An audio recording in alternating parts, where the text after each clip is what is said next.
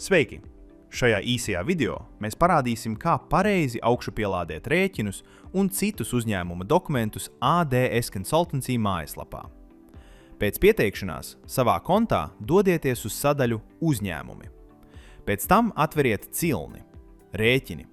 Blakus jūsu uzņēmuma nosaukumam augšpusē redzēsiet mapes Izpārdošana, Pārdošanas kredītrēķins, Pirkums, Pirkuma kredītrēķins, Bankas konta izraksts, Cits. Pirms dokumenta augšupielādes jums jāizvēlas pareizā mape. Kad mape ir izvēlēta, tā tiek izcelta citā krāsā. Tas palīdz skaidri redzēt, kur dokuments tiks augšupielādēts. Lūk, kā izvēlēties pareizo mapi. Ja jūs izrakstījāt rēķinu klientam, izvēlieties Izpārdošana. Ja veicat atgriešanu klientam, izvēlieties Pārdošanas kredītrēķins. Degviela, īre, telefons, internets, elektrība, materiāli – tas viss iet uz pirkums. Ja kaut ko iegādājāties un pēc tam atgriezāt, izvēlieties Pirkuma kredītrēķins. Visi bankas izraksti jāaugšupielādē uz bankas konta izraksts. Mape Cits ir paredzēta visam, kas nav rēķins. Direktora aizdevums, svarīgi iekšējie dokumenti, nestandarta finanšu darījumi.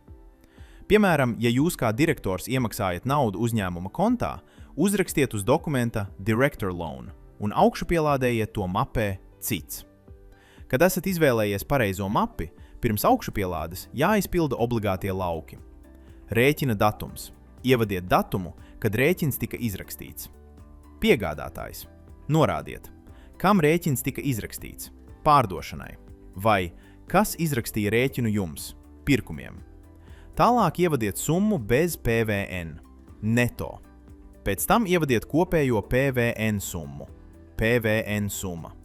Ja rēķinā ir vairākas PVN likmes, tās nav jāsadala. Vienkārši ievadiet kopējo PVN summu. Pēc net un VAT ievades sistēma automātiski aprēķinās kopējo summu, bruto. Pēc visu datu aizpildīšanas noklikšķiniet uz augšupielādēt un izvēlieties failu no sava datora vai telefona. Faili var būt jebkurā formātā – PDF, foto, skenējums, Excel. Viss tiek pieņemts. Vienīgā prasība – dokumentam jābūt skaidri salasāmam. Tas arī viss. Tagad jūs zinat, kā pareizi augšupielādēt rēķinus un citus dokumentus ADS Consultancy Max Ltd platformā.